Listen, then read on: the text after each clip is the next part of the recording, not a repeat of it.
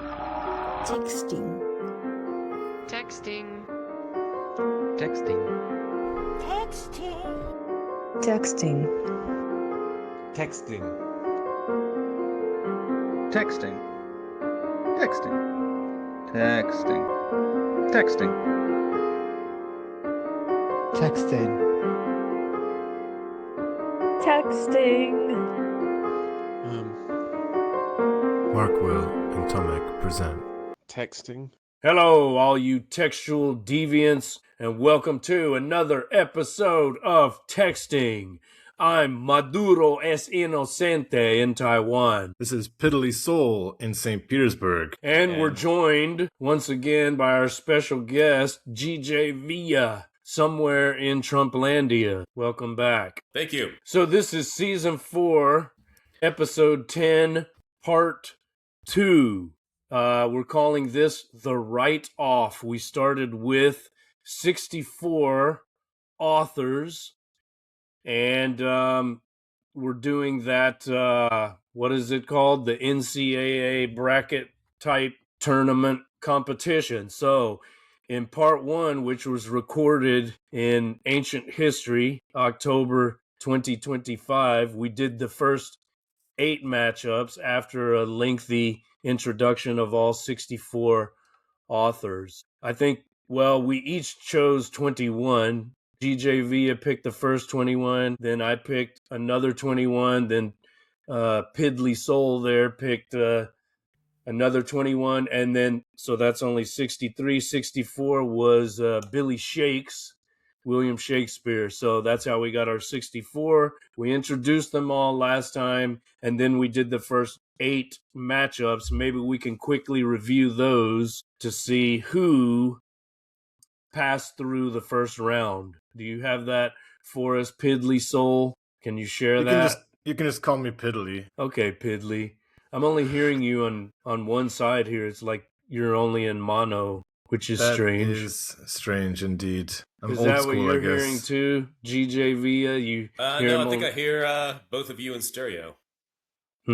Oh, snap. That's a bad sign.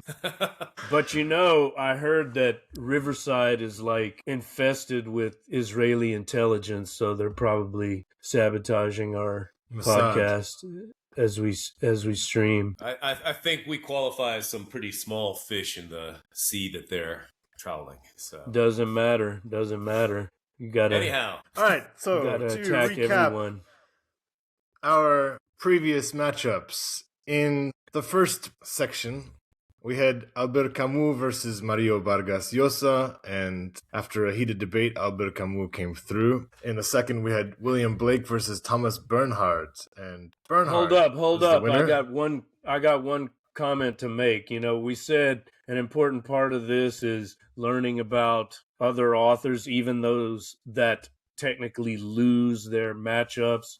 And so, I mean, of course, I knew about Vargas Llosa, but I read in the meantime, during our interim, this beautiful book by Vargas Llosa, The Bad Girl. It is now in my personal canon, 5 stars Sounds like a all perfect the way. title for Maduro. It is, I'll just ignore that. It is, it's basically Vargas Llosa's Love in the Time of Cholera, his answer to Garcia Marquez, Love in the Time of Cholera. It's amazing, highly recommended.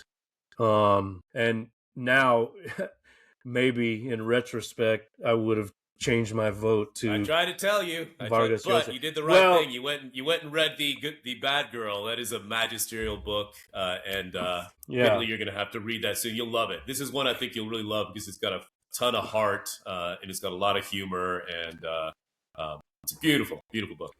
Camus has still been important to me historically, so I can live with it. Anyway, next matchup was... Next up, we had Toni Morrison versus Viet Thanh Nguyen. Wait, what about Blake and Bernhard? He mentioned I thought Bernhard. I already explained so that. Bernhard went through. All right. Toni Morrison versus Viet Thanh Nguyen. I might be mispronouncing that. Let me know, pretty GJ. close. Yeah, that's good. Okay. Yeah, that's right. Viet Thanh Nguyen. And speaking of reading based on recommendations, I am about 150 pages into The Sympathizer. So thank you for that, GJ. Cheers. Picked And up I secondhand. ordered Song of Solomon. So Nice. Yeah, so I found out that I'm reading like a pirated printed version. You know, I don't know if you've ever bought a book like that where you can tell it's kind of like made up of Xerox copies, basically. Okay. It's kind of cool. And I checked the currency and it's Malaysian, so it made it from Malaysia to Egypt, and now it's in Russia. So I love when Wow. books take journeys like that. And you picked it up recently in Egypt, right? In Egypt, in Dahab, yeah, in this little seaside town, yeah. So that's fantastic. But yeah, very good, very entertaining, and he just assassinated the corpulent major, him and Bond. So anyway, okay, next up. This is highly annoying. I'm only hearing both of you in my right channel. Oh no. And it just, do you want to it started your out headphones in and out again? Did you try? Let's see if that does anything. Hello? Yep. Test. Hello. No, just keep going. Okay. And finally, we had Zora Neale Hurston against Ovid, and Zora Neale Hurston came through. And I know Maduro, you wanted to maybe mention your recent read of. That's right. So I also picked up a copy of her classic work, Their Eyes Were Watching God, which for some strange reason I had never read, but I loved it. 5 stars, brilliant. And so I'm glad this gave me the opportunity or the excuse to finally read that. I would still place Ovid above her in my personal canon, just because of his historical influence on me, but obviously you're kind of biased. How so? I just wanted to say obviously. Sorry. Oh, all right. Great. Sorry, it's pretty well, silly.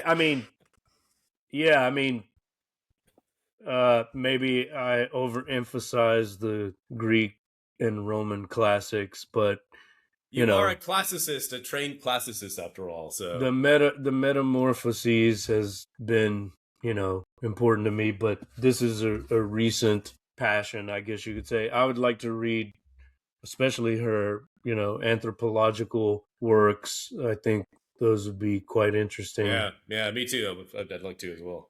All right, so that was moving on. Those were the results of the first 8. Actually, wait.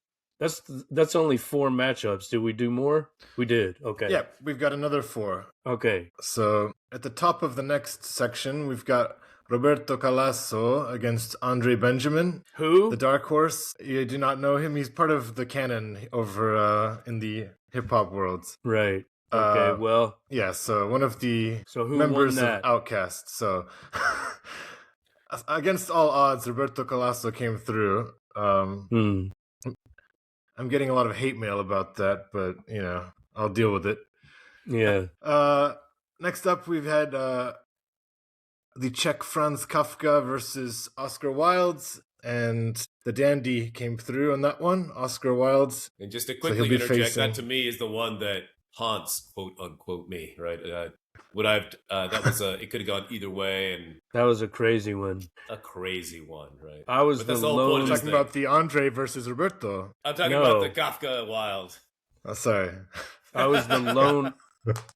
I was the lone Kafkaesque voice. Well, as soon as I said Wilde, I'm like, wait a second, because Kafka has been, in terms of reading experiences, the trial is still so mind blowing, and the stories are unlike anything. So, in any case, next up we had the drunkard Hemingway versus Arthur Miller, and Hemingway prevailed there. Big Papa, rightly indeed. So.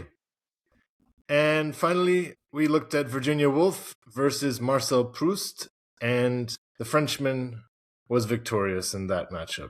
Because I was the dissenting vote there, and I since then revisited Mrs. Dalloway, which is just absolutely gorgeous. We'll send you some more choice passages from In Search of Lost Time. There you go. Okay. All right, host. Okay. Where do we go from here? Well, now we go to the plan is to do the next 24 matchups.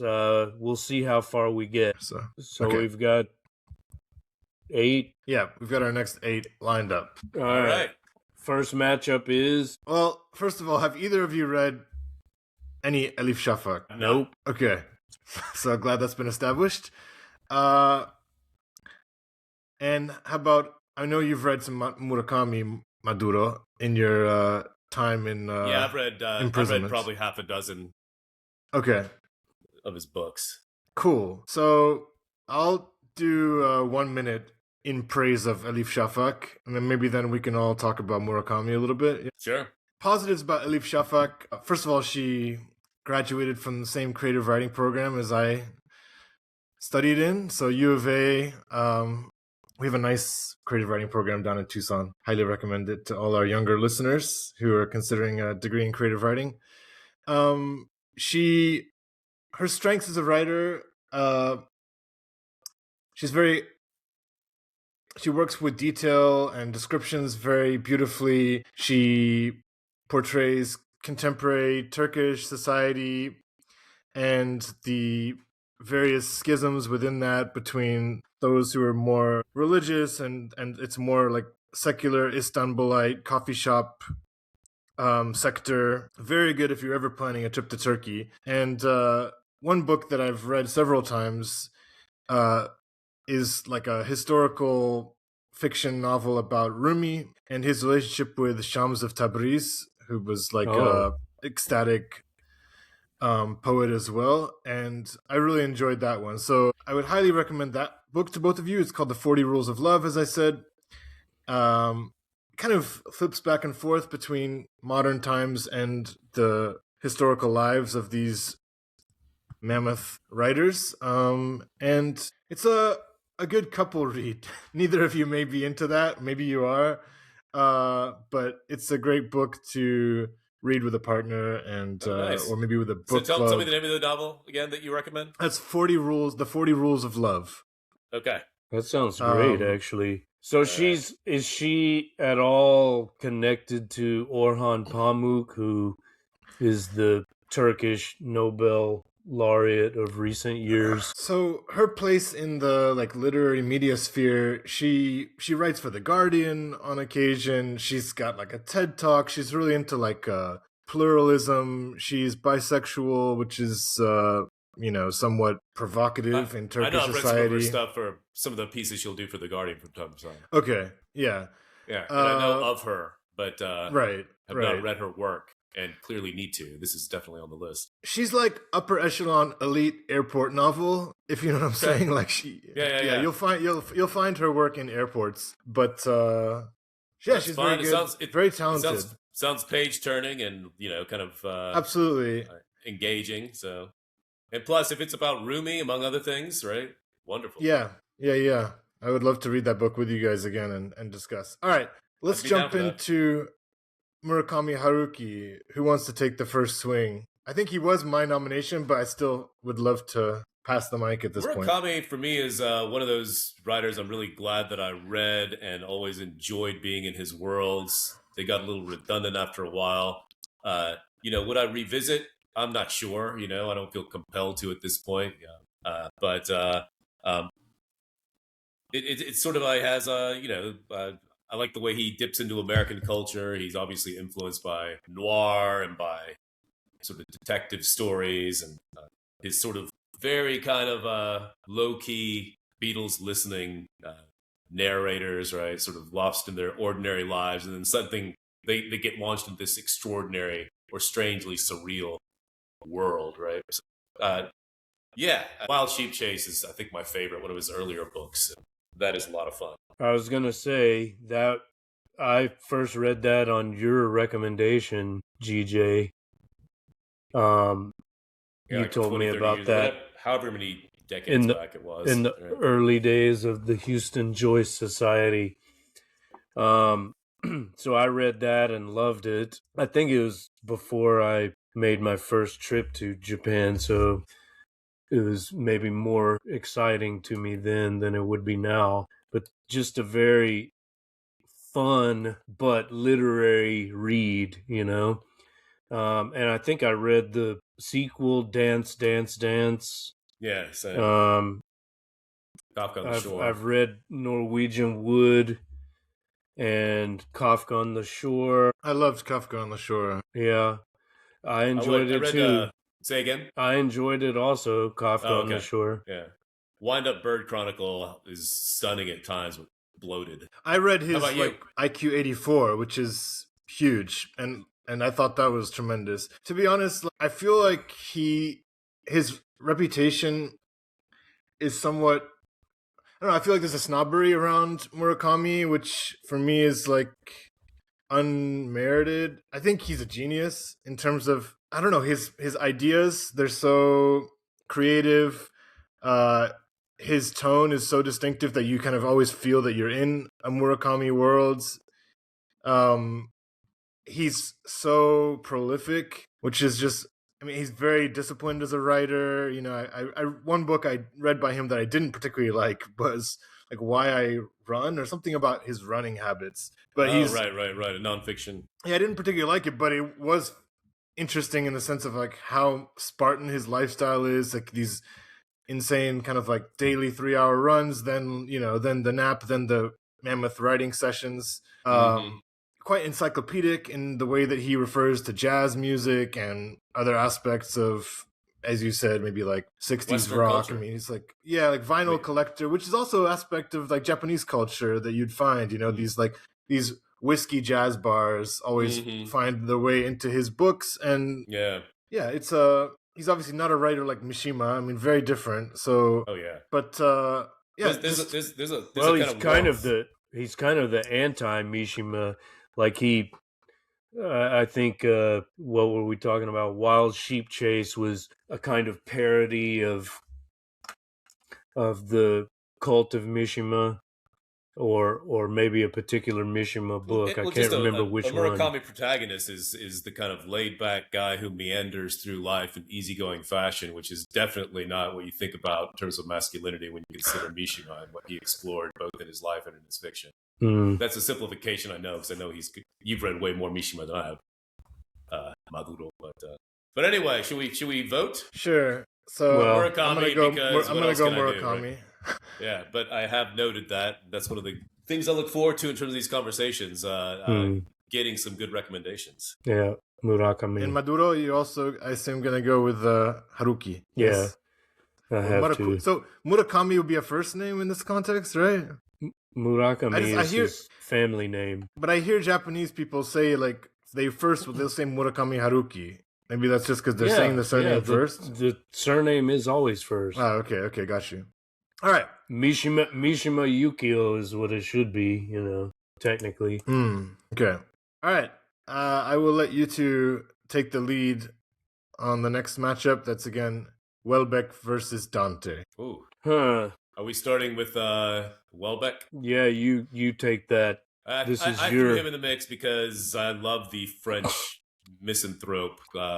There's some right sort of leaning sensibilities that are also disturbing, but he is, I think, a fucking grand scabrous satirist.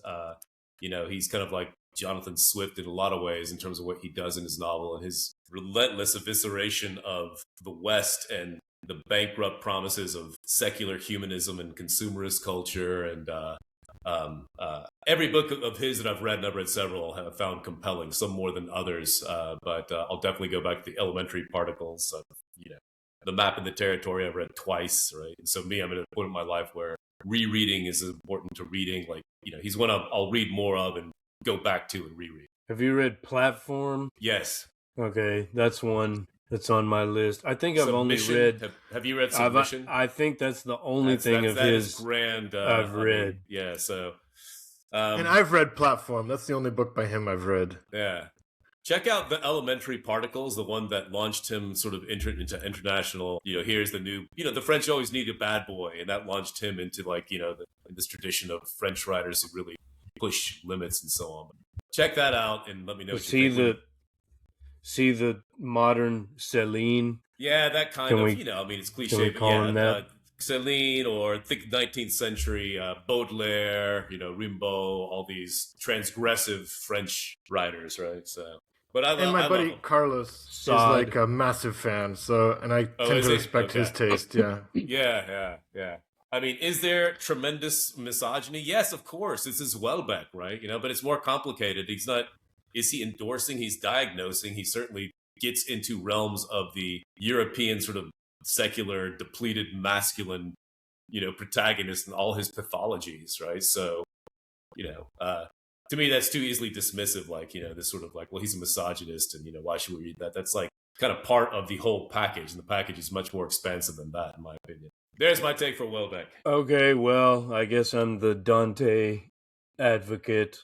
I love Inferno, so this is like, let's hear what you have to say. Well, I mean, that's just part one of the Divine Comedy, right? You go to hell, then you got to go to Purgatorio. The Purgatorio, and then Paradiso. But yeah, probably. I mean, just as Paradise Lost is the best version of Milton, and it's a more powerful poem than Paradise Regained. You probably have to say that the Inferno is the best or the most interesting of the three books of Dante's great epic, right? Or the 3 volumes. We might ponder why that's the case. It's like war makes for more interesting reading than peace, but for me, I think it's the way that he catalogs systematically within this sort of Christian scheme the various ways and levels that humans can be depraved, right?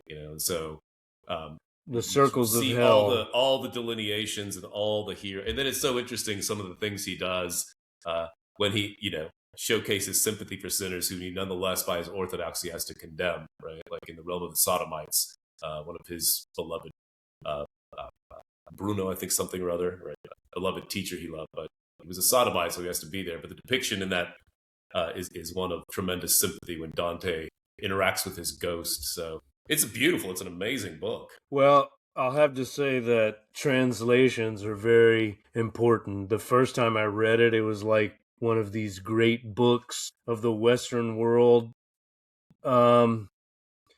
volumes, and the translation was terrible, and I just didn't get it. And then I think I ended up reading the Mandelbaum translation. I think that's what's on my shelf now, and that was fantastic. And so that really opened up the work for me. Oh, and it was like, I think it was Italian on one page and English on the other, facing translation, so you could look at the original. And it's just it's very important to pick a quality translation. I'll throw just one more thing out, just in terms of Dante and why he's a strong contender. Like when you take the time to, in a good edition, we'll have like the footnotes and some information about the historical figures that he's referring to, and the Florentine situation. Talk about a completely corrupt society, and the various, particularly when you get into the levels of fraud, that last level, right?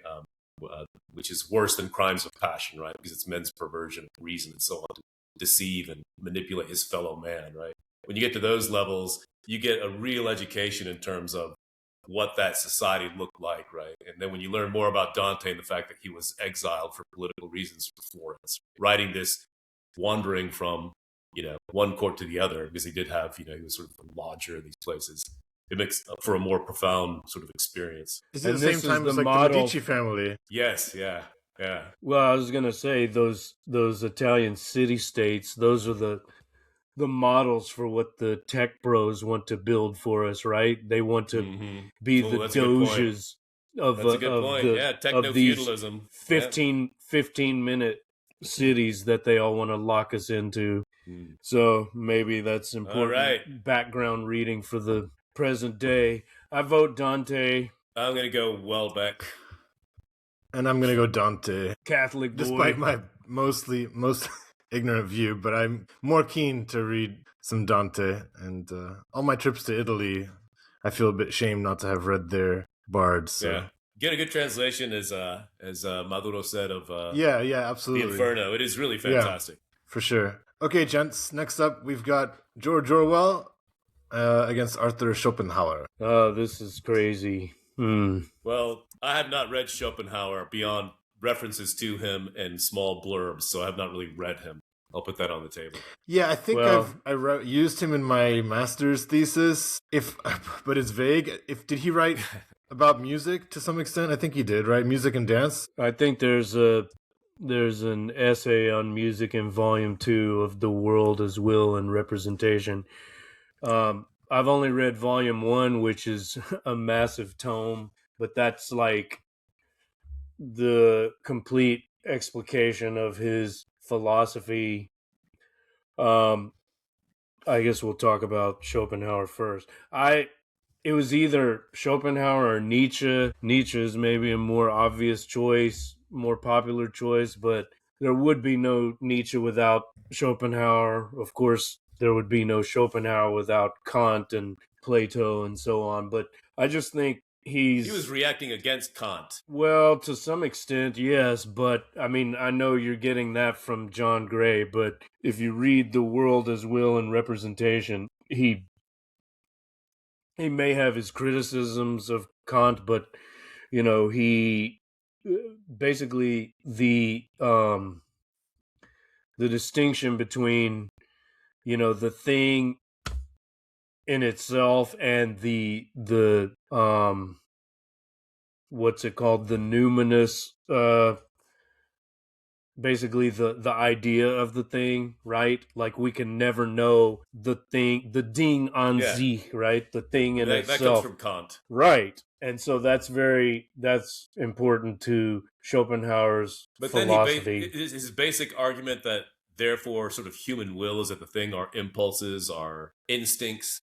Go on. No, I'm asking the question, right? Because you're more familiar with his work than I am. Well, I mean, I think that's the world is will and representation. The John Gray interpretation from Straw Dogs. But as I was reading it, volume 1, I was struck by how it's very Platonic. He kind of uses different terminology to refer to Platonic, what we think of as the Platonic ideas. I mean, I guess that would be like what he calls representation, you know. But more importantly for me is he's the Western philosopher who most enthusiastically embraced Eastern ideas, especially Hinduism, the Upanishads, the Bhagavad Gita, and, you know, basically all of that Sanskritic literature, which, you know, the Germans were really the first to do that. A lot of German scholars were the first Europeans to translate that and to recognize connections with other Indo-European cultures, like, you know, the Greeks and the Romans, most importantly. But, you know, but he's also open to like Buddhist ideas, you know. Before him, there wasn't really anyone open to that. So I think that's a very significant accomplishment and achievement, and it's certainly sort of a sort of veer away from that Western philosophical tradition of championing, you know, reason and rationality, right? In terms of going back to Descartes, his influence, right? Yeah. Well, he also embraces like the Buddhist, or I guess Hindu Buddhist concept of Maya, you know, like everything in the noumenal. Is that the adjective? Noumenal, Noumenal, meaning the things of the mind, right? That's all just Maya. That's all just illusion. We can never know the thing itself. It's all just a manifestation of the will to, you know, to life, I guess you could say. Life certainly force. It's interestingly magnified in our technological, you know, digital age, where we're swimming in front of screens most of our time, right? Looking at all these things coming our ways, right? The Maya flowing in and out. Anyway, Schopenhauer, well done. All right. Versus George Orwell. He may have been my nomination. Yeah, Orwell. If we're moving on, so okay, he was he was on your list. How much have we all read of Orwell? I assume obviously Animal Farm 1984. That's not even a question. And then I assume we've read some beyond that. Homage to Catalonia, which is just fantastic. What is that first fiction and set in Burma Days. Burma Days I read, which I liked. Okay, it was good. I like the essay "How to Shoot an Elephant." Maybe you read that. Yeah. Yep. Yeah. Just Honest in relation Catalonia, to I want to to reread. Burma. That is a masterpiece of just journalism and empathy and nuance, and he's also just a great storyteller. Down and Out. But obviously, Paris we and can't London. talk about him without talking about 1984 and its ongoing relevance and so on. I mean, obviously, a hugely important writer in so many ways. Yeah, and I mean, I'm teaching Animal Farm right now. It also, I mean, it's just a baby version, basically. I mean, it's right. There's so much of just the it's rewriting unforgettable, history. right? It's incredible. I mean, I read it in a even night. kids I who remember. don't like to read, like when they read Animal Farm, they kind of like, whoa, that sticks with them, right? So no, it's one of my fondest early reading memories, like being in 7th grade and reading it the same evening it was assigned, and right. And so yeah. But yeah, 1984. I remember that read too when I was a kid. Just like the intensity, the kind of the power that it had on me at the time, and then in subsequent reads as well. Not only the ideas, but the storyline as well, and just the harrowing ending. The torture and breakdown of Winston Smith. I remember when I first read that scene where Smith has been tortured and he feebly tries to tell, is it O'Brien, is that his name? The torture dialogue, like, the dignity of man will overcome you. Basically takes him before a mirror and strips him down and shows him his emaciated body. And he says, is this the spirit of man? This is going... And I just remember when I read it, whatever it was, like 15 or something like that, 16, my mind just like holy fuck, right? Yeah. And there's mind-blowing scenes, right, that you hadn't and I think you didn't expect before. such a depressing ending in a way at that age, like from such an he epic loved Big book. Brother. I mean, right. The boot in the face for eternity. For eternity, right. If you want to see what the future of humanity looks like, I mean, very prophetic. No doubt about it. I see where this conversation is going. Orwell's going to win. I'm going to vote for Schopenhauer just to put him out there, but I'm perfectly fine with Orwell carrying. Is that your way of saying move on? Well, I'll let you vote, but I know what you're going to say. Yeah, I'll also I definitely want to explore more Schopenhauer, but will I read him directly or just continue reading other people's readings of, as I just did with John Gray, right? I don't know. Right. We'll see. But Orwell for me. One thing to note about Orwell personally is that he did have connections to British intelligence, and he was like ratting on communists, and he got some people locked up, like Alexander Coburn's father, I think, got in trouble because of some reports that Orwell specifically made against him and others. He also said disparaging things about Auden and Isherwood. Auden. Oh, Auden. Okay, Auden and Isherwood. Auden and Isherwood, calling them pansies. Yeah. So that's just whatever, but it just that sounds like good stuff to read in a good biography because of the politically charged context of the time, and it'd be interesting to see the context in which these moments have arose and so on, right? But well, anyway. he also had some really Orientalist, or I don't know, anti-Orientalist, Orientalist in the sense of Edward Said, views of Burma, for example, right?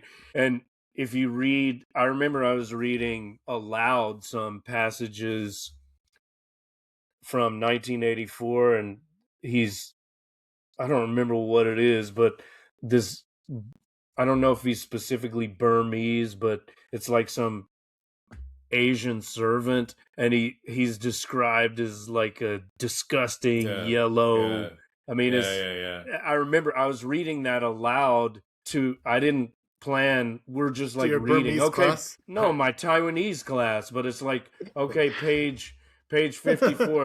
Let's just keep reading, and I'm reading it aloud, and it's like the dirty yellow Oriental, and it's like, it hadn't occurred to me, but like when I'm reading it in Taiwan to Taiwanese students, it's like, this is, oh yeah, it's a little bit I'm a little bit uncomfortable, Well, I'm glad you said that because to some degree, I feel small nuances of that same sentiment with Animal Farm teaching that in Russia. Because yeah, guys, it's the Russian Revolution, and then this is this guy and this is Trotsky, and fair enough, but yeah, you kind of want the criticism to be equally spread. So when you've kind of got the Soviet Union portrayed as like the evil empire versus, well, I don't mind that criticism.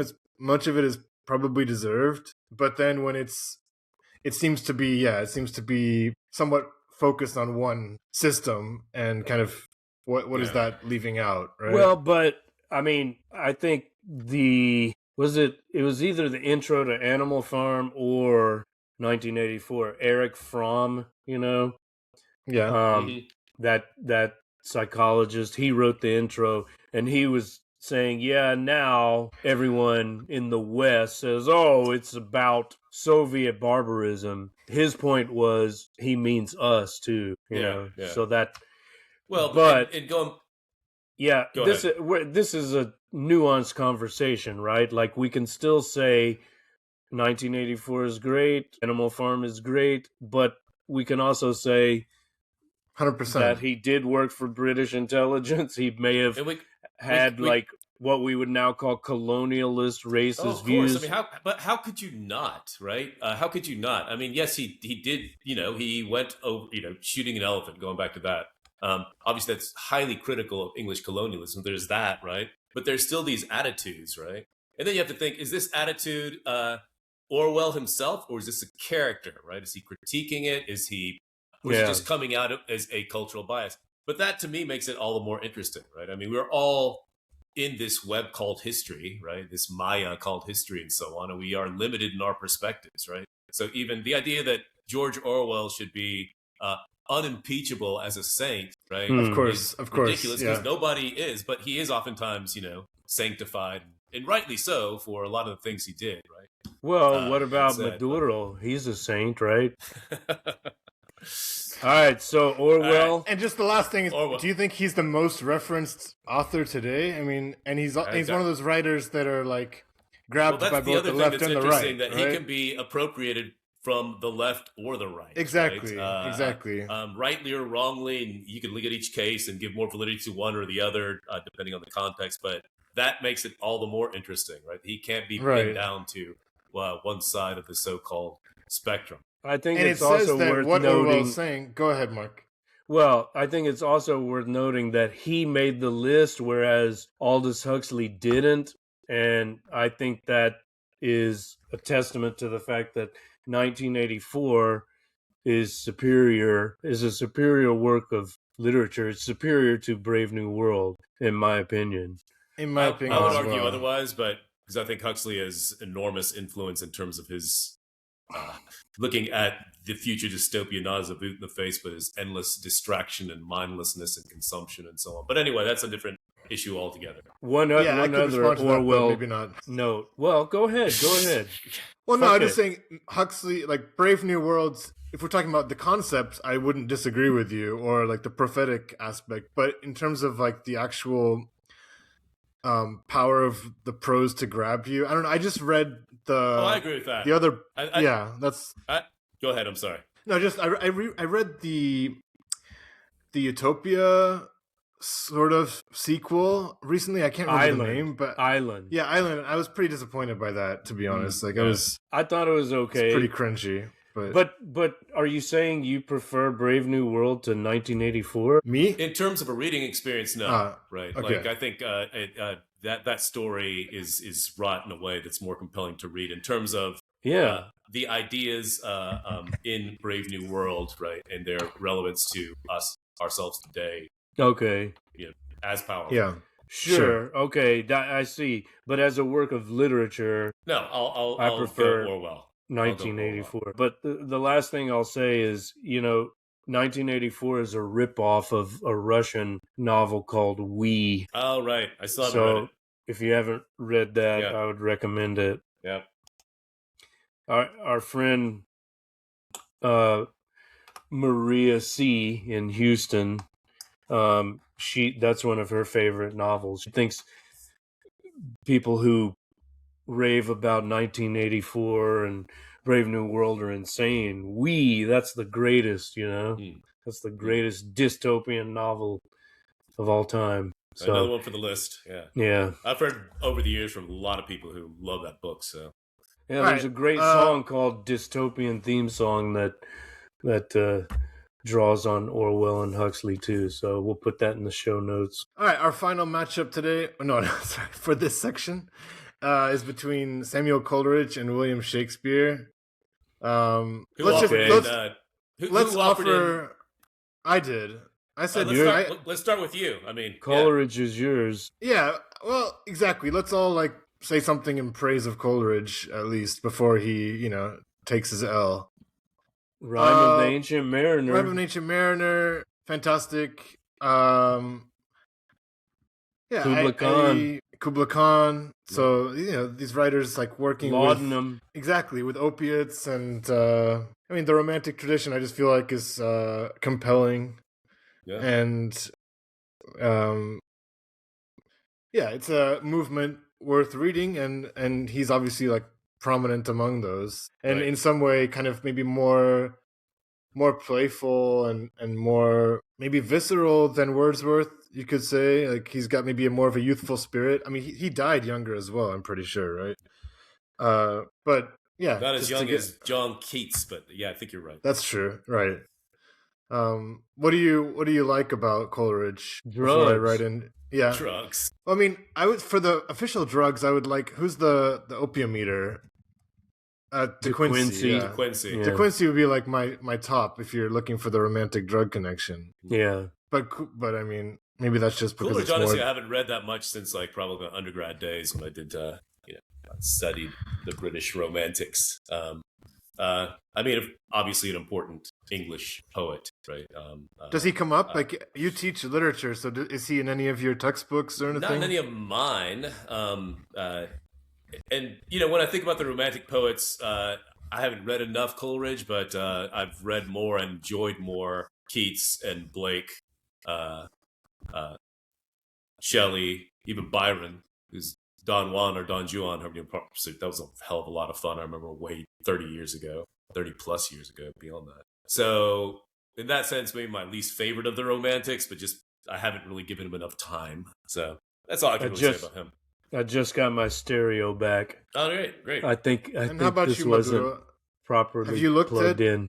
I told you. Have you looked at Coleridge at all here. since Not being here. Being what? Since I don't know. What's your take on Coleridge? Since academic life? Well, I just said, I love the Kubla Khan poem. I love Rime of the Ancient Mariner. There's one called the Aeolian Harp, which is an important romantic image. That's it's not a wind chime, but it's an instrument that's just played by the wind, and so it's a romantic image of the human soul, which is played upon by, and beyond that, the articulator of that soul, which is the Romantic poet, as a instrument that is played upon, right? Yeah, right. It's something coming into you, and you channel it, right, yes, rather than the creator of it. Yeah. Is it the inspiration for aioli sauce? Yeah, of course. All right. Anything else about Coleridge?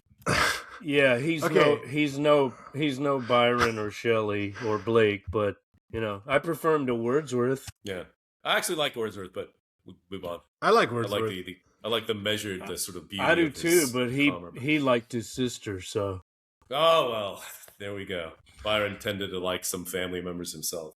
Okay, so we're gonna draw our next 8. How are we doing, GJ, with time? Wait, who won? Are we just gonna go ahead and just give it to Billy Shakes? I wrote his name obvious. out. I wrote his name down 5 minutes ago. Yeah. I mean, of course, William Shakespeare is going to defeat.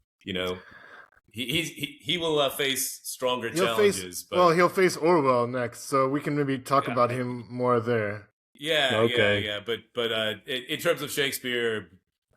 Yeah, just so many things we could say. We'll move on. Yeah, let's save Shakespeare for a bit later. Do we have one more side to do? Is that right? Well, we we could do another 8. That would be the next Okay. logical Yeah. or Let me very yeah? quickly just take a 2 minute intermission. It's going to Okay. I'll be right back. You can set up the next slide. Spin the wheel while he's taking Alright. his You can set it up. restroom break. Okay. Do you want me to display or just tell you what comes up? I say just do it. I'll take a break too. All right. Or do you need me to comment on your? No, you can if you want. spins? Or so we've got Well, Don go ahead. Delilo in the first spot. Did you spin it? I didn't hear anything. I just spun. Oh, Because you I didn't I share. didn't bother sharing. Yeah. Okay, that's fine. Those sound effects were pretty grating. So There you DeLillo versus Versus Emily Dickinson. okay, and then Dead Air. Dead Air. Sue Townsend. Okay, and Note his mocking reaction, listeners. I'm not familiar with her. I mean, Okay, You I told guess me James about her. Joyce. Oof. I looked Wait, her. what did I I miss? looked her up, and I thought she sounded quite interesting. DeLillo versus Dickinson. Sue Townsend versus Joyce. Okay. Yeah. Haters. Haters. I didn't You say guys are anything. haters. You guys are haters. You don't even need Come to say on. anything. Next, Chima. spin that bitch. Mission. I'm spinning. Spin faster. don't wanna Versus Prematurely ejaculate. spinaculate. Brrrr. Spinaculate. Versus This is Sherman the most- Alexi. This is the most right. interesting part of our. We're not showcasing the Broadcast. wheel though. Apparently not. yeah, That's that's fine. intentional. Editorial decision. And we've This is got the last, right? Yeah. Mhm. Nikolai Gogol. Versus. Brrrr. Ooh, versus the fellow Russian Fyodor Dostoevsky. Oh. Or Interesting. Ukrainian. We 19th could call century, Gogol Ukrainian, but I won't go there. Okay. He's from the borderland. Well, originally, yeah, from Ukraine, but I did a lot of his writing in Russia. Different times. Well, All right. yeah. They're all I linked. won't. I won't. Huh? They're all linked. Yeah. Okay. So DeLillo versus Dickinson. Am I pronouncing that right? DeLillo? Mhm. Delete. Okay. All right. You guys take over. I think I put DeLillo in just for transparency. I go ahead second then, bro. that. I second that. But you introduce him or advocate for him. Oh, is that okay? Right. So DeLillo, I just think his middle period after his early experiments in the 80s and 90s, he went on a 5-novel run that few can match. Right. So the names: White Noise, Libra, Mautu, and Underworld. For me, all tremendous reading experiences. White Noise, I've taught multiple times. I know it like the back of my hand. I love that novel in so many ways, and I'm now listening to the audiobook version, and it is just I can just go back again and again, and so it's almost like an extended stand-up routine, but it's also brilliant and dark and strange. And in the mid 80s, he is, in that book at least, writing about things, just television and radio and information and tabloids and so on, in consumerism, stuff that is now amplified, obviously, in our digital world, but the book doesn't feel dated because of his representation of these strange events in this little town called Blacksmith, which gets hit with this big airborne toxic event. There's other plots that happen too, but so there, I'll revisit his work for sure. I'm doing that now. I want to go back and do Libra. I might listen to the audiobook for that. So I've been listening to a bunch of audiobooks and just going back to books, that I've read before. It's been a great way to sort of revisit some of these. But I love them. It started with White Noise for me, and that was on your recommendation too. And I think you heard about him from your colleague Bart, right? Yeah, Wasn't a good he friend a of mine big- did his dissertation on DeLillo. That was back in the 90s. Right? Yeah. So when DeLillo was kind of at his kind of cultural or literary peak, right? The 90s, I think, is when he was up to the publication of Underworld. It was a very important reading experience for me, White Noise. I hadn't really read anything like that. I could detect like the Hemingway influence, but it also read like a Talking Heads album, I remember And thinking that as I was reading Some of the it. conversations almost feel Seinfeldian, in terms of the subtle humor, the wry Yeah. deadpan humor. The voice is just pitch perfect. Jack I like Gladney's. Seinfeldian. I like that term. Yeah. Have you read White Noise? No, I need to. Oh, if you haven't read DeLillo, start with that. Okay. But I would have to say, and interestingly, I think I may have actually read more DeLillo than you. I kind of went through a DeLillo completionist phase, as I tend to do. I went back and read like Great Jones Street, which is his. I need to read that. His rock and roll story. It's not great, but I didn't dislike it. I enjoyed it. It's kind of based somewhat on Bob Dylan. Yeah. During his, post motorcycle accident Woodstock phase or whatever. I think the character's name is Bucky Wonderlick or something like that. Yeah. It's not great, but it's somewhat enjoyable. The names, I was very powerfully influenced by that. Mal too, I thought was great, but later I read Libra, and to me that's his masterpiece. That's his take on the JFK assassination. It's historical fiction that is just tremendous. Yeah, it's great. And Oswald is a character, not to mention the other minor characters, but So is Oswald later portrayed? Well, he's Libra. He's Oswald is the solitary man living.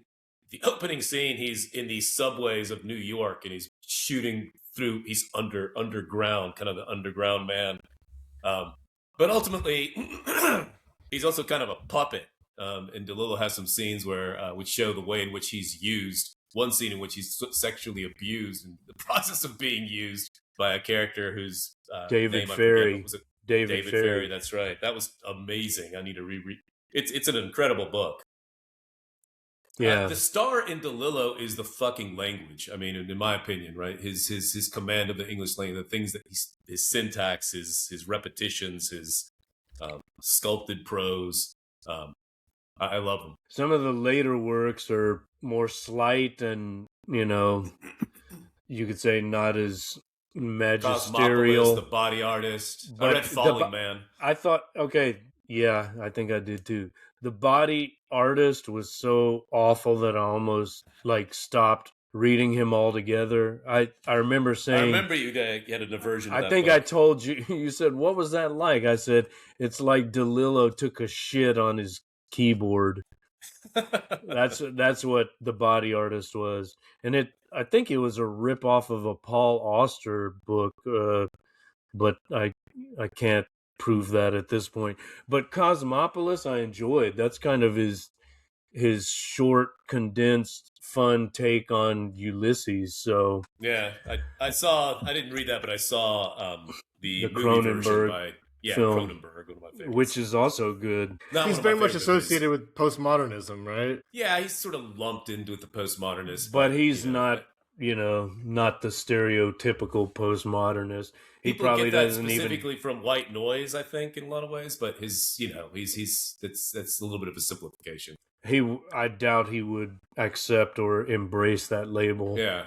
And which book would you say is the most accessible by him? White Noise. I'd say begin with White Noise if you're going to explore DeLillo. I agree. Cool. That's quintessential DeLillo. So then for Dickinson... whom I'm voting for, I'll just say. Yeah, I nominated her without knowing particularly much about her. I've enjoyed my readings of her work, but just on individual poem basis. And I just felt like we needed a bit more female representation. So DEI choice. She's great, man. She's... I love a lot of her verses, which are, based on the church hymns she heard in her Massachusetts, during her Massachusetts upbringing, I guess. Brilliantly elliptical, just what she can accomplish in a quatrain sometimes is just magnificent. Some of her insights, her wry observations, her societal critiques. I mean, a genius. I mean, she's one of the... And the way she uses dashes, right? Founding mothers of American Right, the poetry. typography of the poems, right? And the fact that we know that she was working like in solitary, she was writing for herself, right, primarily. Maybe I don't know if she was published or not in her lifetime, but she certainly lived She on had the a, surface like her life. a lot of. She wrote a lot of letters, right? Didn't Believe she so. to someone? Wasn't she? I think she had like a lot I of haven't looked into it correspondence. enough, right? Like I've read a lot of her poetry, but I haven't really looked enough into her biography. But okay, are we ready to vote? yeah, I'm voting for Dickinson. You guys are voting for DeLillo, so I've written in DeLillo. DeLillo. Fair enough. Oh, I thought you said you were voting Dickinson, Maduro. Yeah, I am. No, Maduro. Or Not Macu. Pidley. No, I didn't say that. Okay, never mind. I misheard. No, All right. I said DeLillo, whom I'm voting for. Okay, DeLillo moves on. Right. I hope I said that because that's what I meant. But anyway, I love the way that next... Villa pronounces Maduro's name each time with like a little extra spice there. You know, that Maduro. So all right, I will give my obituary to Sue Townsend. As I write in Joyce's name, because I don't know her, so this is for you to educate. Okay, so educate us. She wrote like a huge fictional novel about a guy named Adrian Mole. It starts when he's age 13 3/4 and runs into, I think, maybe as old as like his early 30s. It takes place begins in the 80s, I believe, in UK, lower middle class Leicester, I believe. And the style is very British humor, witty. The protagonist is like a tragic, self-pitying, like quasi-intellectual. So is it comedic? I just say the comedic book. It's very comedic. It's very easy read, it's a book that a 13-year-old can enjoy and a 60-year-old can enjoy. Like, I gave it to my AP English language teacher when I was a student, and he read it in the weekend, but he like enjoyed it. And all right. Yeah, it's many books and a lot of criticisms of like Thatcher throughout. It's a multi-book series. Is that what you're saying? Yes, and it's just super funny. I mean, it's okay. The voice is unforgettable. His love affair with this woman named Pandora, with this girl named Pandora. His first sexual experiences. Just his comments on the royalty. I mean, I don't know if this stat is true, but I always like reference it, or I always use it in my arguments about her, which is just like her book is better sold than the Bible. Like, well, Adrian Mole series is like the most best-selling book in like English culture. And all right. Yeah, like you should 100% read it. Like, it's all right. I even read like a Polish translation once, and it was like really fun for me because I could kind of, I don't know, it's translated into many languages. It's a fantastic book, so fun to read. And all right, she's an important cultural figure in the UK. Okay, fantastic. So James Joyce, should I just write him in now and you'll talk about him later, or you want to talk about him now? I mean, we can wait till later if we want. I'll just say, for me, that's one of the most important writers. I just revisited this time the audiobook version, Colin Farrell reading Portrait of the Artist, and it was just stunning. I went back to Dublin this last year. I'm going to revisit Ulysses this year for the first time. And when did we read it, Mark? 30 years ago? 30 years ago, I think it was. Right? I've gone back and like read sections here and there and pieces, but I haven't gone back and done a reread of Ulysses, so I'm eager for that. So yes, in short, Joyce is central to me. Yep, me too. So yes, Joyce. Well, do you want to expound on him more when he meets? Later. Yeah. Oh yeah, later. Okay, that'll be fun. Yeah, DeLillo and yeah. All right. So next we've got Mishima and Sherman Alexie. Mark, do you want to talk about Mishima? Well, first I want to correct something I said before about Schopenhauer. The ding on Zeke, the thing in itself, that is actually what is associated with the noumenon. The noumenon is contrasted with the objective phenomenon. reality beyond our right. That's the noumenon. That word comes from nous, meaning mind in Greek, right? So this is contrasted with the phenomenon, which is the Maya, right? The phenomenal world is what we what we see, right? It's what appears to us, Yeah. but we can never know the noumenon. So I think I did a poor job of explaining that previously. You are forgiven. That's good to know. All right, so yeah, Mishima, another canonical author for me. I've read pretty much everything available in English translation, with the exception of a collection of plays. He's got a book that I have on one of these shelves called My Friend Hitler and Other Plays. So I think I haven't read that one yet. But So if you were to boil it down, like, why do you love him so much, and what would be the work that you would recommend to someone? I've read 2 of his works, but I haven't read nearly as much as you. I've read 2 as well. Yeah. I've read, of course, The Sailor Who Fell from Grace with the Sea, which is just deeply disturbing, and I think The Sound of Waves we read. Sound of Waves is a very that's very much overrated, kind of a sentimental tale, not really characteristic of him. Well, I recommend the Sea of Fertility tetralogy. That's just that's his masterpiece. How about Confessions of a Mask? Confessions of a Mask. If you didn't want to start with the quartet, if you want just a standalone novel with Confessions of a Mask or something else, because that's the one I've always wanted to read. Yeah, you would probably like that. I mean, that's the book that made him famous. Forbidden Colors is great. Thirst for Love is great. But really, you should just, read volume 1 of the tetralogy. Okay. They're all standalone works, and then you'll want to carry on, I think. Okay. And Spring Snow is the first one, I think, in that one, right? Yeah. Okay. All right.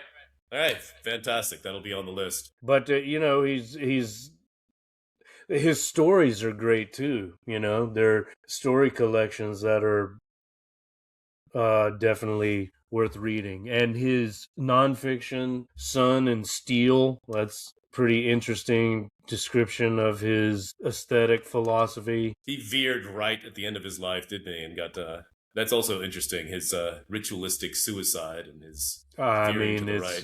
It's well, he's the great modern transgressive author, I guess, or one of them, Mm-hmm. So, all right. Yeah, Mishima. Sherman Alexie, how much have you guys read? The Lone Ranger and Tonto Fist Fight in Heaven, I think, is the only thing I've read by him, which I enjoy. I don't think I've even read that. Okay.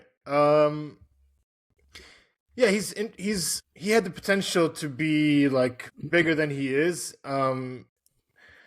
So maybe the most prominent sexual harassment scandal. Exactly. So he was coming up as probably like the most talented and bright voice in Native American literature, and very much like an iconoclastic character who was like repudiating kind of cliche representations of Native Americans, and also like kind of a middle finger to his peers from that genre. Like he was like, I'm not into the mysticism. We're not all like these holy people who are, he was very much writing about sexuality, alcoholism, diabetes, but in very funny ways, gritty ways, very accessible, a lot of heart in his works.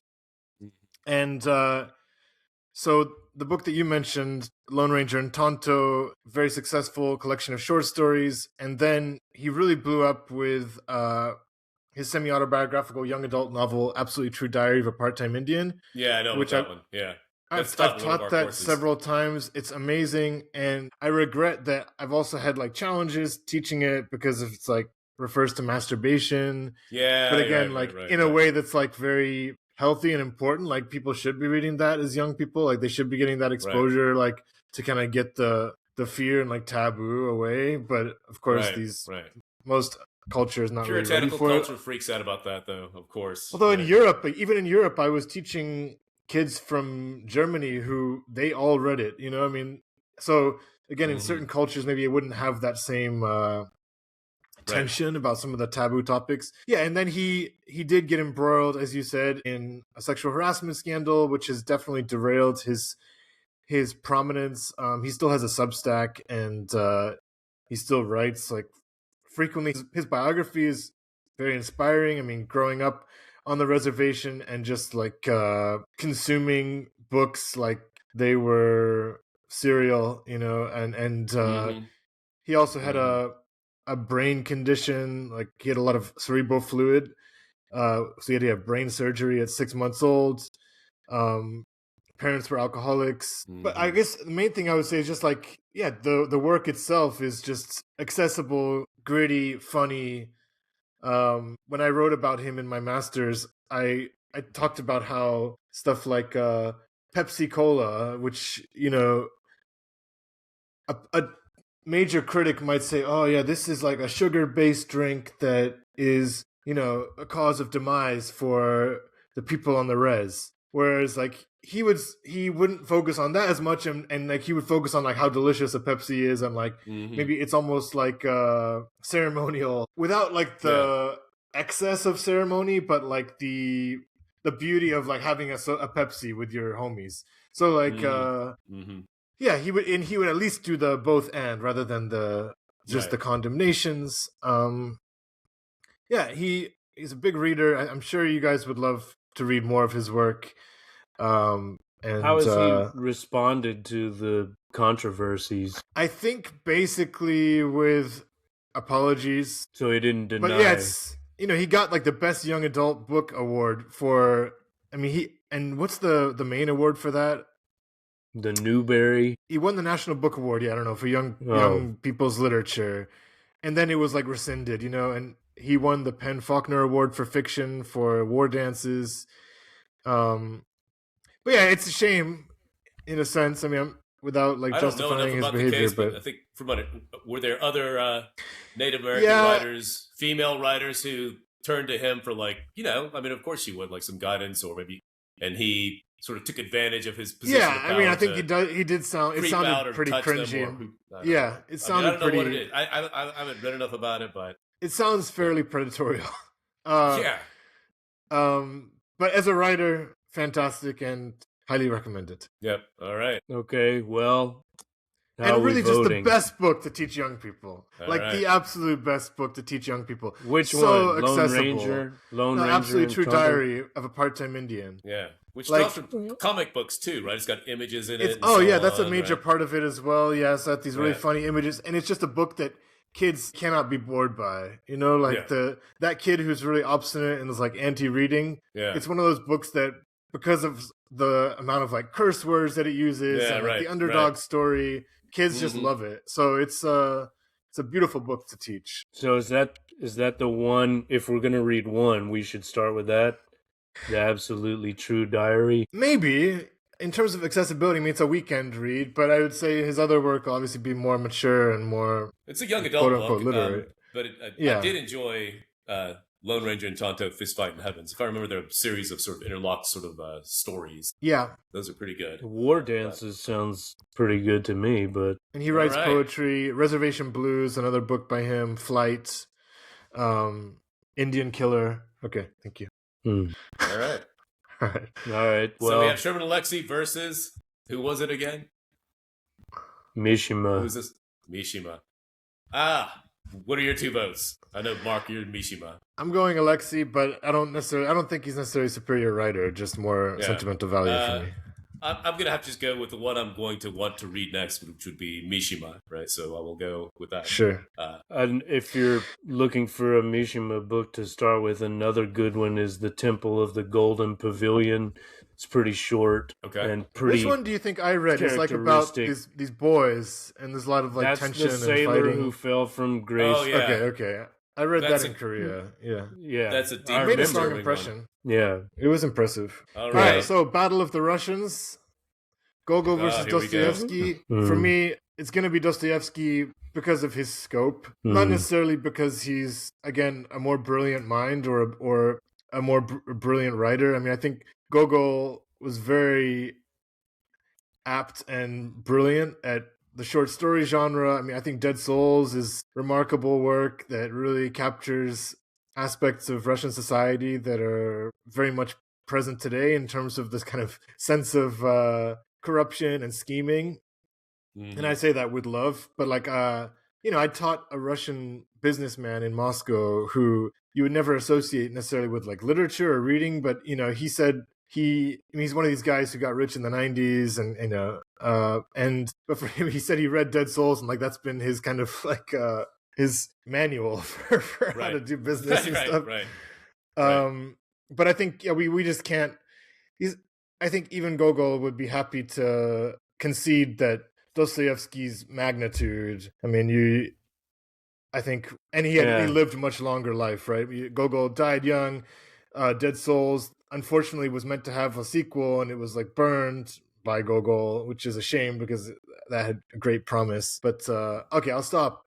Yeah, I'm gonna give my vote for Dostoevsky, with like the crowning achievements being like Karamazov and Crime and Punishment, as well as many others. Sure. Yeah, you got to give it up to Big D. But yeah, he's a contender for sure. Crime and Punishment was the first thing I read by him back when I was a teenager, and that just high school for me fucking scrambled my mind. I read it on my own too. It wasn't in class. It was just nice. I was probably the only one who read it in class anyway. So Oh, did you? Lucky you. I mean, I read it in class, but I'm saying like I was probably the only one anyway, because a lot of my classmates were like, Actually, I'm glad I didn't read it in class. In the high school, I had a badass teacher, so that's good for you. Props. Yeah. Dostoevsky. We're basically saving a larger conversation about him when he down the line. All right. Well, you guys should at least give a 30-second for Gogol if you like him. Well, I've read Dead Souls, at least I guess volume 1. The more and I liked it fine, and I probably should revisit it again at some point. I know it's ultimately a strange hallucinatory comic novel, right? But I definitely wasn't gripped the way that Dostoevsky grips me. Mark, you've read quite a bit of Gogol, right? I mean, you've read the classic short stories, Overcoat, The Nose. I've read the stories, yeah. I've read some of the stories too, yes. I'm embarrassed to say I've not read Dead Souls, and so that's a gap I need to fill. Well, if you come to Russia, you can like maybe pair the two. That's the idea. Pair the two? What two? Well, I mean, you could read it as you're traveling. It might be a nice accompaniment. Yeah. That'd be fun. Reading Gogol in Russia.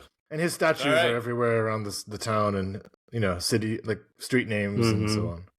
Sure. And he's very much tied to St. Petersburg as well. Okay. So that concludes the second 8, and I'm assuming Villa's going to have to run. I don't know. I can do another half hour or so. Okay. Mark, Maduro, do you want to do another 8? Another 8. All right. Let's do 8 more, and while you're spinning, I'm going to go. And again, I've been drinking tea this morning, so yeah. Okay. So we're only gonna do the next 12 matchups, not 24. This is gonna take forever. Yeah, it's a long-term project. Go ahead. We are going faster though. Yeah, well. All right. Here we go. First. Tacitus. Okay. Versus Borges. Okay. Spinning. Yep. Imagine the sound effect. Cormac McCarthy. Versus. I could shorten the spinning time, but I'd have to go into the settings. Versus Philip Roth. Ooh, that is some matchup right there. What did I miss? Is. Absolutely. Tacitus versus Borges. Cormac McCarthy versus Philip Roth. Shit. Oh, damn. Okay. All right. Samuel Beckett. Versus versus J.M. Coates. Coetzee. Yeah. Sorry about that. Yeah. That's an interesting matchup too. Yeah. Beckett and Coetzee. Oof. Yep. It's getting crazy. And Rebecca Solnit. All right. That was mine. Versus Judith. This is our final writer for today, William Faulkner. Okay. All right. Okay. All right, gents. Let's do it. Tacitus versus Borges. All right. Both of these are mine, I think. Tacitus, I chose him because I wanted to pick a Roman historian. I think these writers who documented the early Roman Empire are important for me personally. You've got Tacitus and Suetonius. Suetonius is more of like a gossip columnist or a scandal sheet chronicler. You know, he's got all the lurid tales of the Julio Claudian emperors, their tales of decadence. That's great. You know, I just revisited I Claudius last year too. That was fantastic. Yeah, well, I'm sure that's based on Robert Graves probably read a lot of Suetonius and Tacitus. Sure.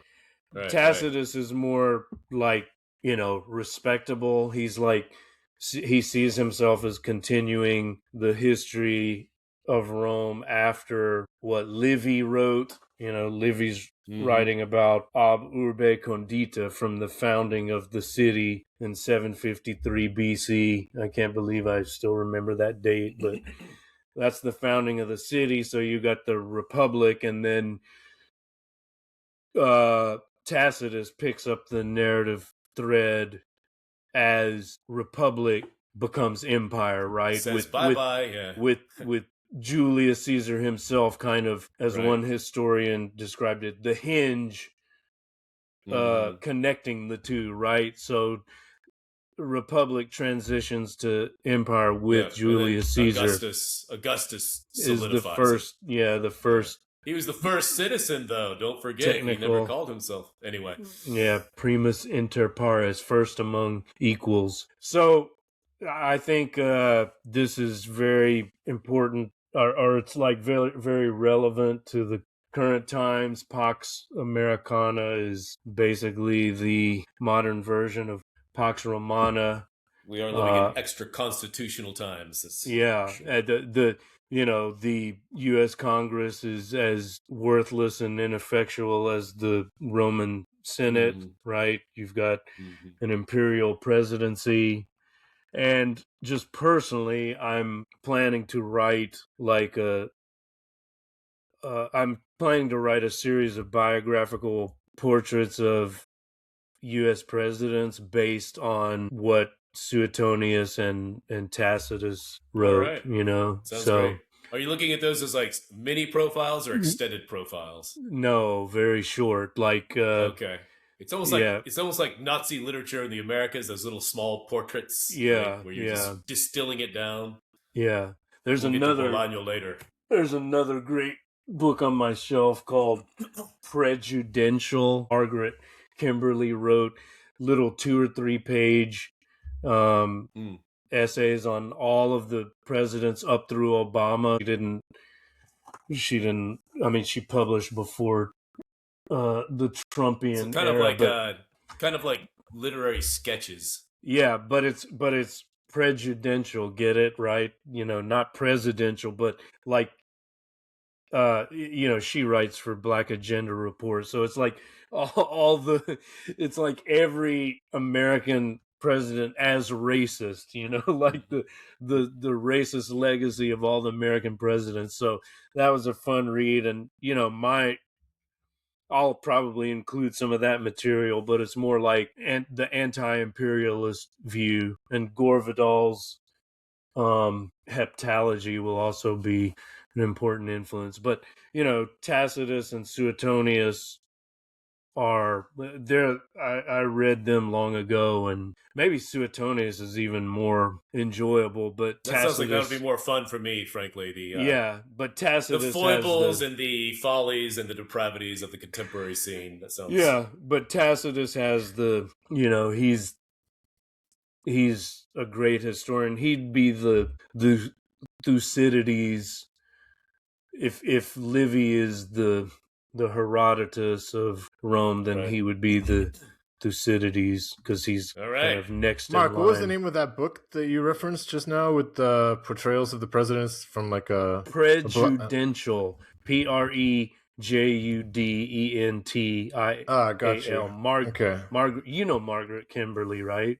Black I'm Agenda not sure. Report. You've probably seen her on, Maybe. I don't know, Katie Halper or Garland Nixon, or she's on with Nick Cruz too occasionally. But yeah, she's a great writer, and these are really just it's a list of all the crimes, kind of, I don't know, somewhat like Howard Zinn's People's History of the United States, but much more condensed. All right, so then the other contender is Borges, who there was a time when I think under the influence of Ernesto Sabato, I kind of disparaged him. There's like a caricature of him in what is it, on Heroes and Tombs. Yeah, it's a fantastic Borges, the literary puzzler or whatever, the manufacturer of his little ficciones, right.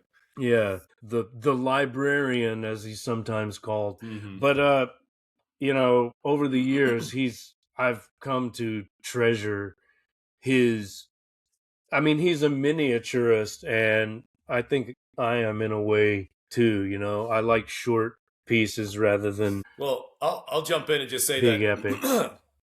Bolaño, one of my central to me, right, when I read him when he was and tore through his work, he took me back to Borges and reignited a reappreciation of Borges, right? Me too, I think. Those pieces. So, Borges is fantastic. He has my vote. I'm gonna vote Borges as well. Borges it is. Do you want to say anything about Borges or either of the two? I read Ficciones in college. It's a bit mathematical for my brain sometimes, but I appreciate his mind and creativity, and I would happily revisit his work as well, particularly if I could discuss it with people. I'll just send you what is that one? There's one that's Borges, but kind of it doesn't have that mathematical feel. Anyway, I'll find it. It's okay. Really short. Do you remember my friend Antonio, the Mexican? Yes, I do. Latin American literature, professor. Yes. So yeah, I do. His criticism of Borges, demasiado erudito. Yeah, that's true. That's true. Right. That and okay. But why is that a criticism? I just too erudite, Like he doesn't have to be for everybody, He's allowed to be himself. I understand, but at one time I bought into that, is what I'm saying. But I've come to appreciate that more and more. He's kind of a literary occultist, somewhat like Pessoa, who I don't think made our list. But anyway, seriously, that's crazy. I know. I think that was an oversight. But the story I was thinking about just came to mind. The story's called The South and Sur, right? Which has this surreal take. A guy basically has this breakdown and is hospitalized and ends up on the Pampas, and it has this kind of weird dreamlike quality, and it doesn't feel overly mathematical, as you said, right? Send it. I will. I'll find it. Nice one. Speaking of short ficciones, Borges was a very big influence on Ernest Games. Mark Will's Ernest Games. So, I in my old age, I guess, I've become a literary puzzler too, because Ernest Games is definitely that. They're ficciones, they're little literary games, Mm-hmm. So there you go. Borges moves on. Who's next? I think we have a heavyweight one here. Yes, we've got Cormac McCarthy and Philip Roth. This is. I think both of those I threw in, and frankly, this is a tough one for me. Philip Roth he's one of those I've read almost everything that he's read, and I revisited the Zuckerman books, the early Zuckerman books last year, just to hear them. But it's sort of a time and place, right? Like at the time, I needed him for whatever reason, and I was going my late 20s to my early mid 30s, and at that point by the end of that I went through a divorce and I moved and everything, and it was something about Roth filled me, and I think he's a fantastic storyteller. And but McCarthy Mark and I just read in the last couple of years, we read The Passenger and Stella Maris. What amazing works. And I still need to go back and read the Order trilogy. But, what can you say about McCarthy other than, he is a beast, right? And Blood Meridian is something I will go back to for sure. I'm not going to vote just yet. He's also a groomer, as we now know. There's that. He was involved with a 17-year-old.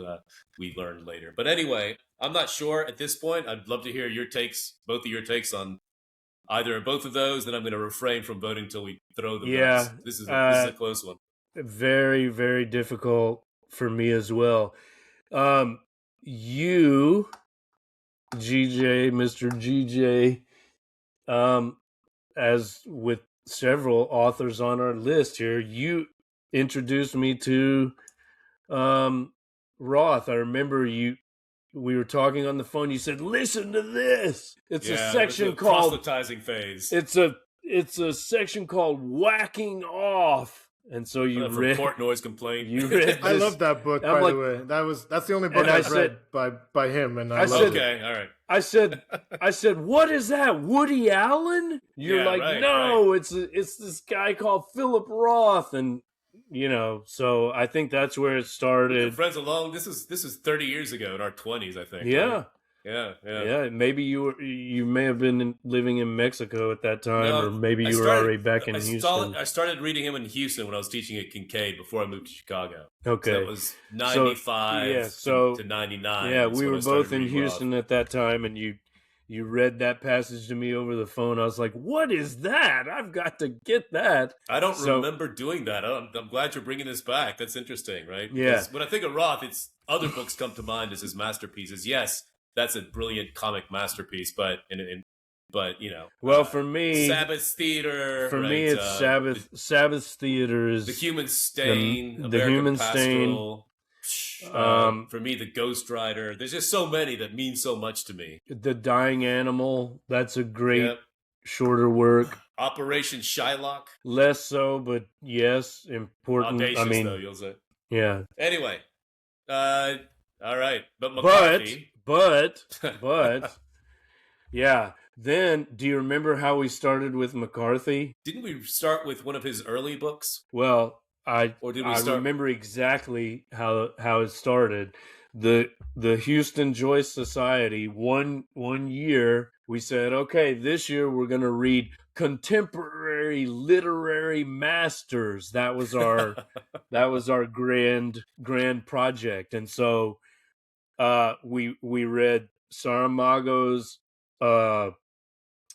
what's it called? All the Names. All the Names. Not his best. We read V.S. Naipaul's not almost River. Something about a river. No. We thought about that. It was a short story. Miguel Street. Miguel Street. Right. We read.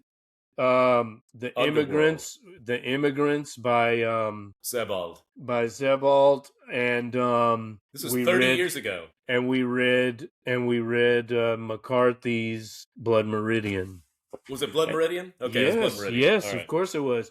And I remember I was not at all excited about it. I was like, "What? This guy writes westerns or whatever? Like, what?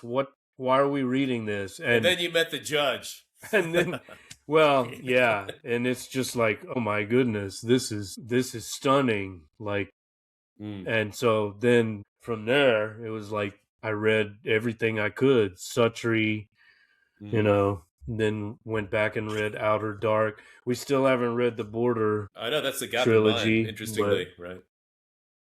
No Country for Old Men, The Road. Suttree's amazing. How about you?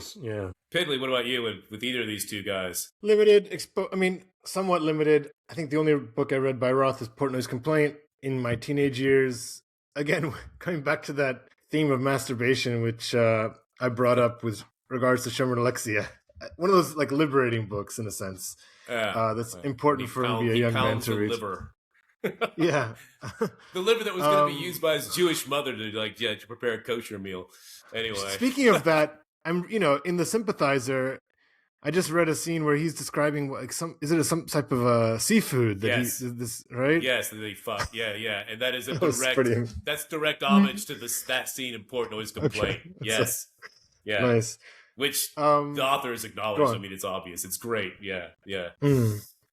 and then I'm not a big McCarthy fan. Sorry. Okay. Again, That's fair. not a diss on his what have you read? aptitude. I've read Blood Meridian in college, Okay. and The Road.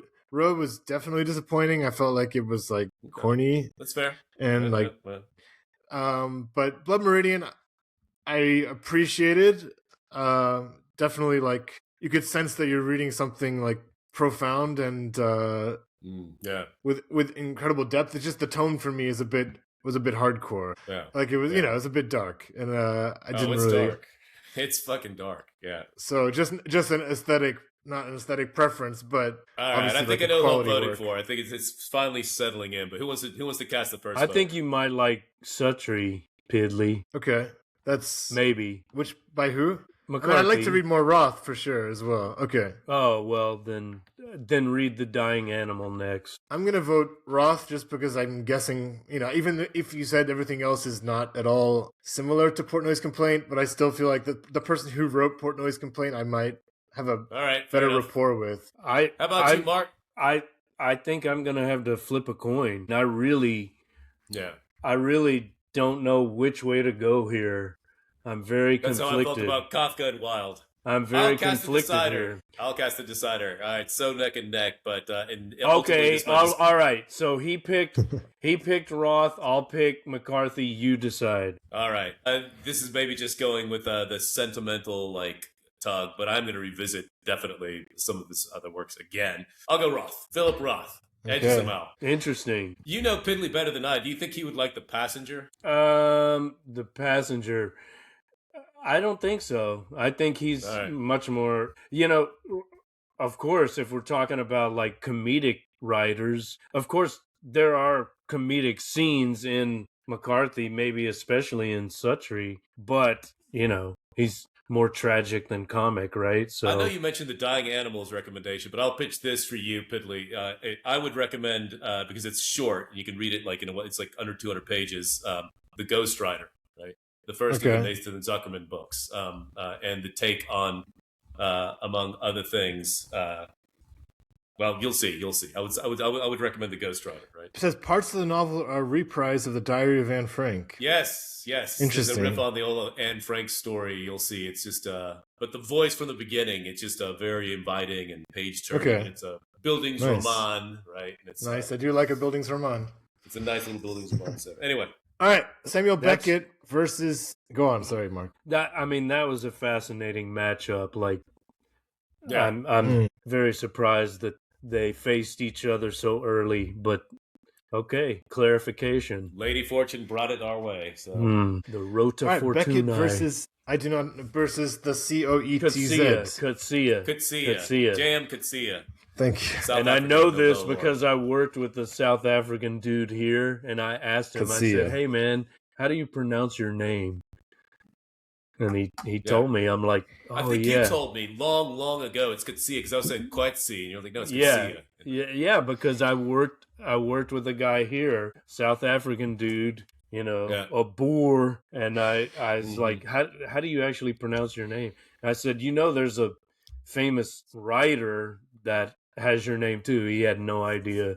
It's like, Okay. I think I had a similar experience with a South African as well, where I asked them about this writer and they were not familiar. They didn't know. I think I put Kutsia in, so I'm happy to begin with that. I've Yeah, read go ahead. Half a dozen or more of his books. And Beckett's mine. Where to begin? Maybe Disgrace. For me, my I don't know. Diary of a Bad Year. Diary of a Bad Year is fantastic, right? Elizabeth Costello, it might be my personal favorite. But The Master of Petersburg. If you want to read Oh, yeah, you would Dostoevsky love that, if you want to Pidley. read Dostoevsky as the main character, read The Master of Petersburg. Nice. And it's basically about Dostoevsky when he comes back from Europe and he's dealing with the death, I think of his stepson.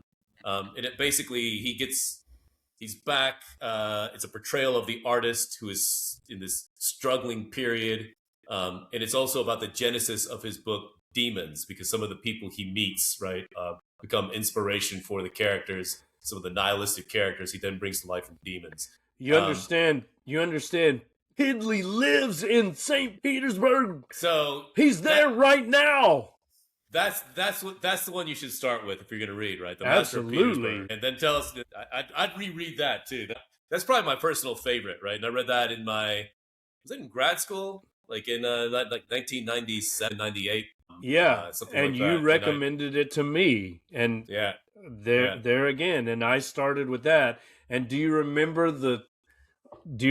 our Kutsia story from Houston?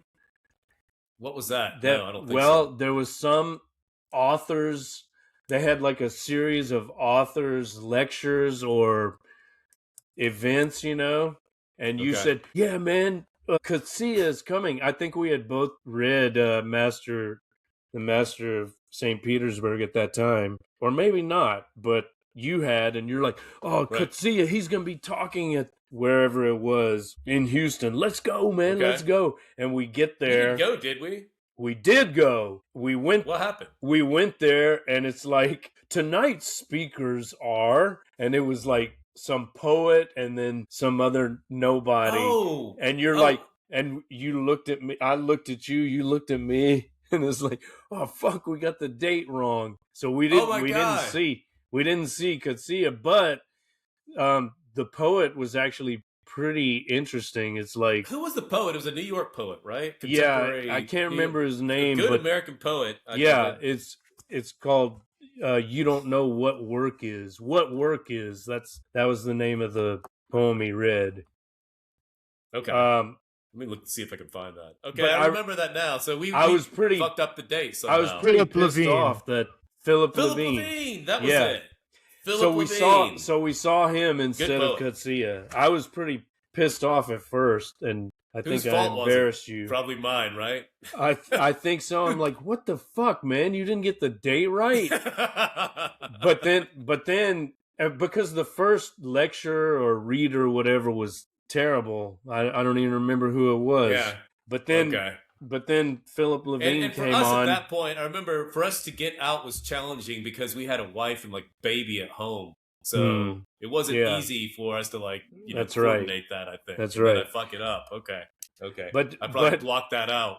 But Philip Levine, I do remember was Philip actually, Levine, but I wouldn't have remembered that was because we were originally scheduled to see Kutsia, and regrettably we didn't. I remember there was they had like a flyer, and it was like the whole series and with author photos, but somehow we messed up the date. Yeah, had it already happened, or I think it was like the week or the month before or whatever. Oh my god! I don't know where that would have been. Where would it have been? Like probably Rice University or something? Maybe a university or something like that. Yeah, I don't remember. Anyway, all right. So thank you. Yeah, all the shit that you forget over the years. So another important Kutsia work, of course, is Waiting for the Barbarians. Yeah, that's fantastic. That's but my personal favorite is Diary of a Bad Year. That's excellent. And I've read like Michael K., The Diary of Michael K. or whatever. The Life and Times of Michael K. That's okay. Yeah. I've read Boyhood. That's very good. Elizabeth Costello. Have you read that? No, but you always recommend it. Yeah. All right. But so, then we've got Beckett. So you threw him in the ring, right? All right. I did. But I'm gonna let Tomek introduce Beckett.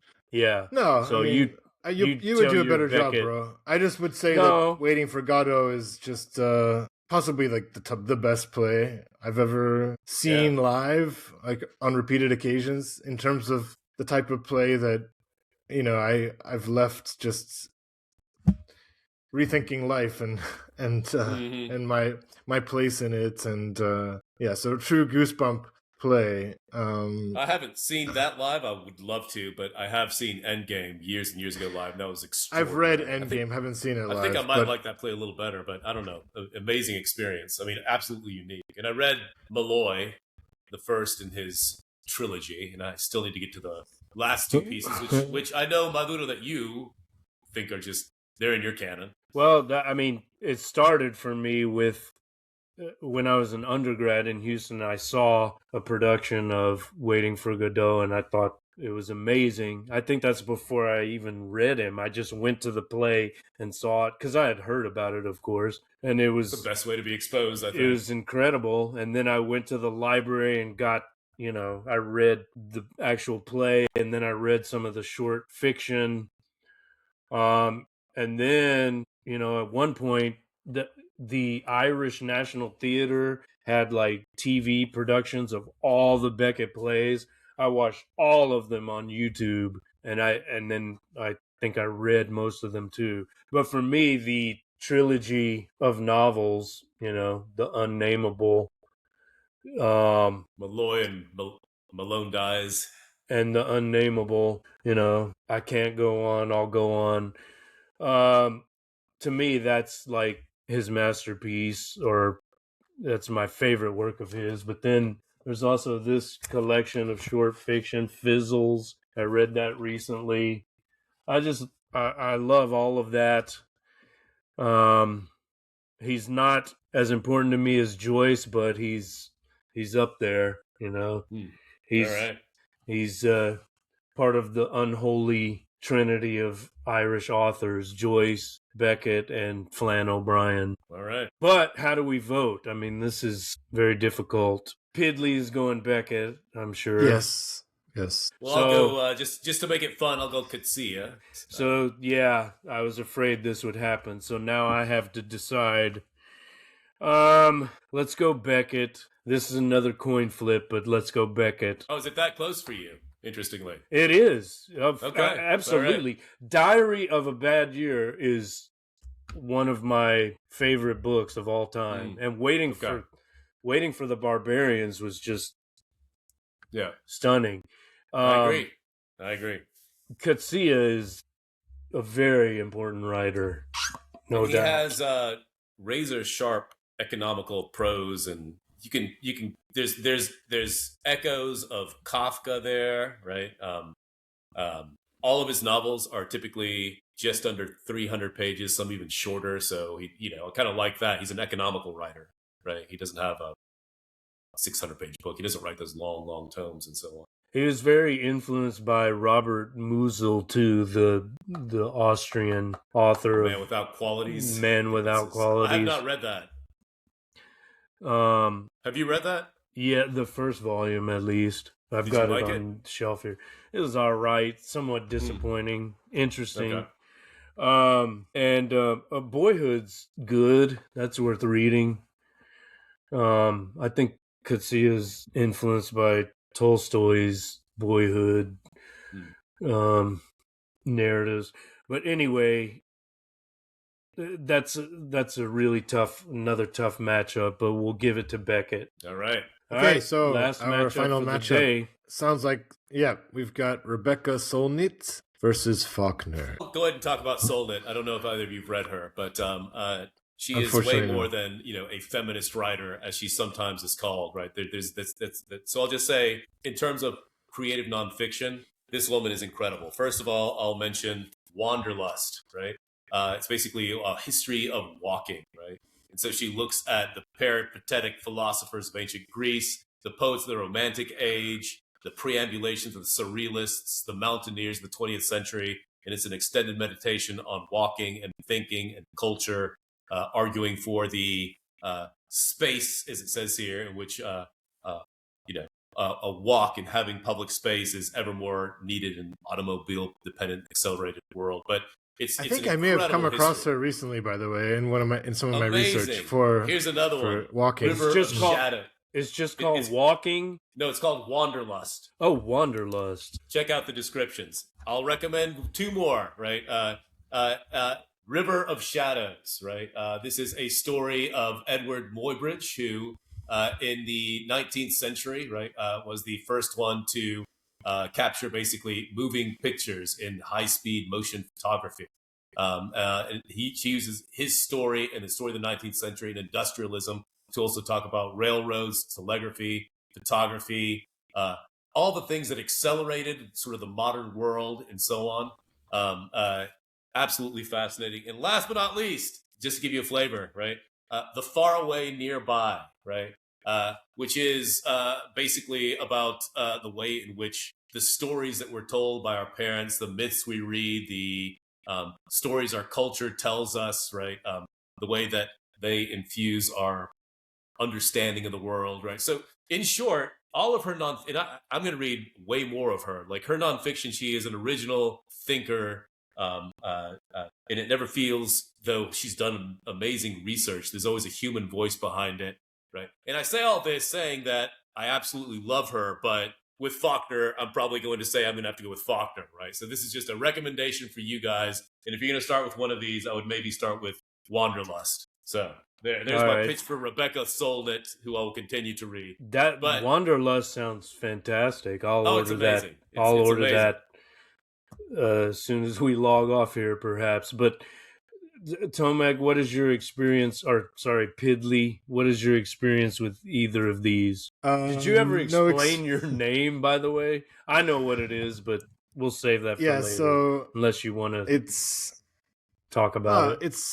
It's a shout out feels a bit crass, but homage. It's an homage to the recently passed Renee Good. Not passed, murdered. Let's just say executed. Yeah. So how is that the case? Well, you know she.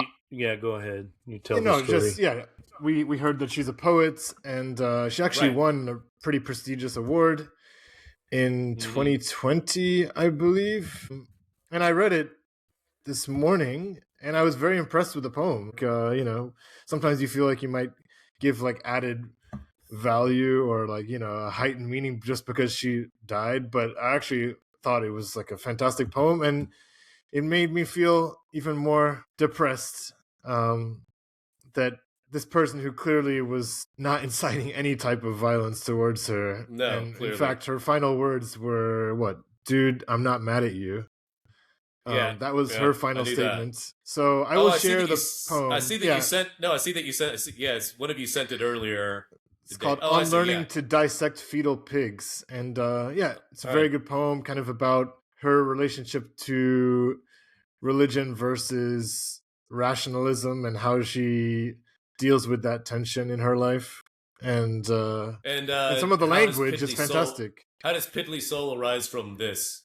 Well, it's in one of the phrases. One line, she says, "Maybe there, in between my pancreas and large intestine, is the piddly brook of my soul." Yeah. Okay. It's quite a nice line. All right. So as poets, we stand in solidarity, right? With her. Definitely what's happening is anyway. But also, in terms of like we have different allegiances, right? People have allegiances to nation, to gender, whatever, race. And so we, as poets, I feel like we should give her extra props as belonging to our literary community. Our tribe. Yeah, exactly. Anybody who cares about language like that. Absolutely. And she has a degree in creative writing and right. Yeah. Right. So haven't read Rebecca Solnit. Faulkner read in the same course that I read Cormac McCarthy, read Sound and the Fury, and I hate being the guy who's like, I don't like representing myself as how I'm representing myself, but Faulkner is not like my go-to, but again, he's not for everybody. That's totally fair. But I just don't like saying, I don't like reducing myself. You know what I'm saying? Like, he's not I don't like saying it's not for me, because he could be for me in another context or a different reading community. Right.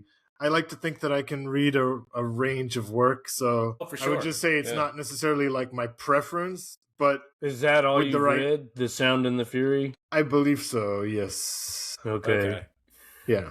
All right, well, let me do the Faulkner then, and then you can jump in. I read Absalom as well. Okay, and that to me is his. I mean, he's got multiple masterpieces. That to me is my favorite, my personal favorite. Okay, well, I've probably read The Sound and the Fury 10 times in my life, possibly. It's part of my literary DNA. So obviously it's in my personal canon, but I also went through the Wagnerian completionist phase. I didn't quite finish everything, but I have You came read. damn I mean, close. how many novels are there? The number 17 comes to mind, but I'm not sure that's right. Yeah, Sound and the Fury, As I Lay Dying was a very important one early on for me. Of course, Absalom. I also love the Snopes trilogy, which I read more recently. Light in August. Light in August, yes, that was earlier. What am I forgetting? I read the lesser works too. The Unvanquished, Intruder in the Dust, The Wild Palms. These are, Go Down Moses. These are not as important, I would say, as The Sound and the Fury, Light in August, Absalom, As I Lay Dying. Those four. Yeah, What am I those are the ones- What am I I've read those. forgetting? Maybe those are the most important. The Snopes trilogy is a late comedic masterpiece, I think. Probably like Sanctuary. I I wouldn't know put you didn't Sanctuary like at the that same as level much. of those others, but I enjoyed it. Sanctuary, yeah, of course. But I agree, less so. So yeah, I mean, I haven't read any Soulness, so I've got to go Faulkner. I'll go Faulkner too. Pidley. Faulkner. Parents, meet the parents. Fuck. Faulkner. All right. Yeah, well, Faulkner will go through, although I think I'd probably rather reach for a Soulnet book, nonfiction text, based on your endorsement, Villa. Oh, yeah, absolutely. So, yeah. Would, and as I said, I think check I out did come across it. Why are you Wanderlust calling research it recently. Villa? Villa, Villa. sorry. That's fine. That's That's a fine. Villa. That's fine. That's Yeah, fine. Villa. Yeah. Solon also wrote that highly influential essay, also the title of a longer book of nonfiction, which I also read. Men explain things to me, right? So I saw that. the term mansplaining kind of comes from that. She didn't actually use that term, right? But it's a great essay, which begins in which this man is lecturing her about a book that she happens to be the author of, right? Or she tells an anecdote about a woman. But it's really good. I prefer Anyway. woman-splaining. So where are we in terms of this gargantuan? Well, we didn't So make we as have- much progress as we had hoped. Basically, we got halfway as far as we wanted to in 2 We've hours. covered so 40 of the 64. 40 of the 64. So Yeah. damn. That doesn't sound right. 40? I believe so. We've covered 5 We sections did of 8? Oh, Yeah. is that all? My goodness. Okay, well, I don't know when we'll revisit this, but so we've got. So wait, so there are 24 more. Right. So Is that's that from what. that first overall outside bracket? We still got 12 more matchups. For the outside bracket. That's correct. Yes. For the We yes. did 12 matchups today, Holy shit. so we got to do 12 more before. I think the last bit will go much faster, but my goodness, this is, yeah. yeah. Why is it We're taking so digressive long? fellows. This didn't happen with the music, We dragged sound we did off. carry over a couple times at least. On that Well, one, but 2 yeah. episodes, but not like, this is going to be 4. I think, you guys are very attached. I mean, this is a huge part of your identity, and these novelists mean so much to you and to me. So Yeah. it's understandable that you feel that they. I You mean, don't want we're all lifelong readers, right? So Sure. yeah, this is in our blood for sure. All right, Anyway, well, I'm available. I don't think it has to be that long. I mean, I'm available Okay. for single evenings. I'm not like super available, but single Hmm. evenings I I'll can take a always look make at happen. 2 weeks might work. I know next weekend we have a visitor, but yeah. I'll look at my calendar and get back with some dates for sure. Well, in the meantime, we'll put this out. This has been live streaming, so it'll be on the YouTube channel, but I'll release the cooked, edited version soon. You And can watch it raw now. for yeah. all of us, weekends are best. Is that right? I'd say Weekdays so. probably don't Maybe really we can work right. discuss this off camera. So Yes, let's just we'll do let's that. just wrap Yeah. it up. This has been part 2 of season 4, episode 10, The Write Off. We drew up a list of 64 of the so-called best writers, authors, and they've gone head-to-head. We've done 40 matchups, apparently. So we have 20 20 winners. matchups. We've done 40 writers. We've only done 20. Oh, okay. So, yeah, right.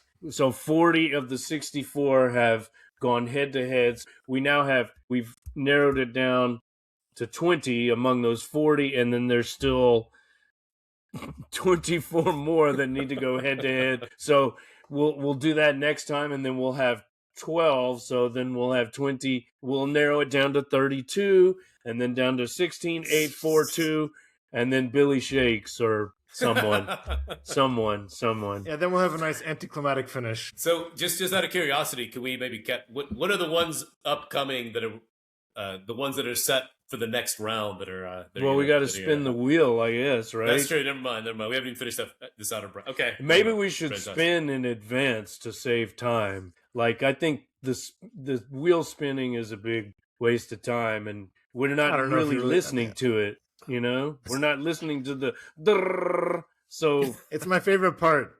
Just watching that wheel spin. I guess you're insisting that we do it. Allow me that pleasure. Yeah. Sure, you got it, man. You got it. This has been part 2 of Texting, Season 4, Episode 10. The Write-Off will be back with part 3 sometime before Agenda 2030 is implemented. So, see you next time.